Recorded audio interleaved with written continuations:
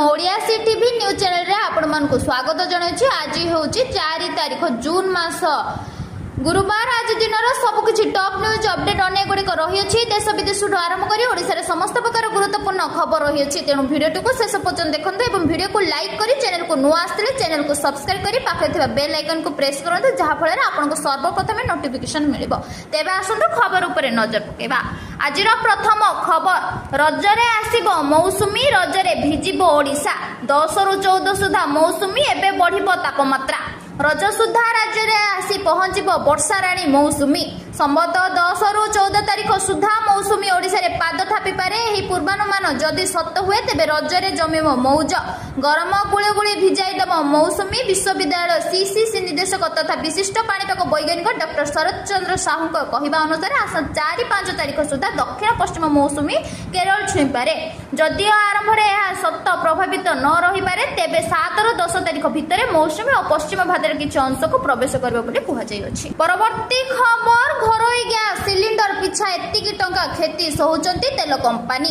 Iran एवं America मध्य चलता युद्ध सारा विश्व में चिंतार कारण पलटि। विशेषकर अशोधित तैल मूल्य वृद्धि जो गैस सिलिंडर और पेट्रोल डीजेल मूल्य वृद्धि होछि। गतकाली वाणिज्यिक छोट गैस सिलिंडर मूल्य रे वृद्धि पूर्व भारत में पेट्रोल एवं डीजेल मूल्य किछि दिन पूर्व यथेष्ट वृद्धि पाइथिला। एबे रिपोर्ट आसुछि जे घरोई गैस सिलिंडर मूल्य अर्थात 14.2 किलोमीटर गैस सिलिंडर मूल्य मध्य शीघ्र वृद्धि पाइब। सरकार संपत्ति घोषणा करिसें जे राष्ट्रीय तैल कंपनी गुड़िक वर्तमान बिक्री होउथबा घरोई एलपीजी सिलिंडर प्राय 650 टंका क्षति करुछंती। पेट्रोलियम एवं प्राकृतिक गैस मंत्रालय युग्म सचिव सुजाता शर्मा कहते राष्ट्रीय तैल कंपनी गुड़िक वर्तमान घरोई एलपीजी विक्रय व्यय प्रति सिलिंडर प्राय 650 टंका क्षति सहउचंती। परवर्ती खबर खाउटी को पुणी महंगा माड़ पकेट को बाधुची चीनी डाली तेल दर।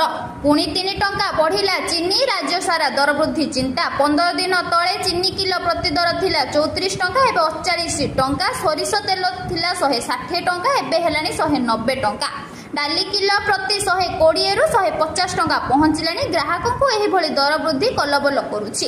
सेपटे पेट्रोल डीजेल दर वृद्धि को नहीं गरीबठू मध्यवित्त एवं चिंतार। यह फल पनीपरिया दर भी बढ़ी जाइए। बड़ कथा राजधानी में गोटे दर थिबा बेले गाँव दर अधिक रोचे। 10 रु 20 टंका अधिक दर में ग्राहक माने नित्यावश्यक खाद्य सामग्री किणुछंती। तेल संकट मध्य हु होई बढ़िथिबा खाद्य दर ओडिशा में 70% खाद्य सामग्री बाहर मगाउछि। परवर्ती खबर हमुज रे घमाघट लड़ेई आरंभ है युद्ध। आसंता हमुज प्रणाली कुवेत उपरे ईरान रो घन घन मिसाइल माड़। मध्यप्राच्य पुणी आसंता आरंभ हेले घमाघट लड़ेई। अमेरिका और ईरान मध्य लड़ेई उभय परस्पर उपरे आक्रमण करिसंती। अमेरिका उपरे प्रतिशोध नेबाकु जाय ईरान कुवेत उपरे क्षेत्रस्थ ड्रोन माड़ करियछि। सेपटे कुवेत आक्रमण को निंदा करबा सहित एहार डिफेंस सिस्टम साहाय्य शत्रुक्षम मिसाइल एवं ड्रोन को नष्ट कर दैछंती। अमेरिका उपरे प्रतिशोध नेबाकु जाय ईरान एही किछि आक्रमण करियछि। कुवेत ए अंचल ईरान मिसाइल माड़ करिछि। सेही स्थान रे जोरदार विस्फोरण होइछि बोली कुहा जायछि। परवर्ती खबर केंद्र कैबिनेट बड़ निष्पत्ति। ओडिशा निर्माण हेबो नुआ कोस्टल हाईवे।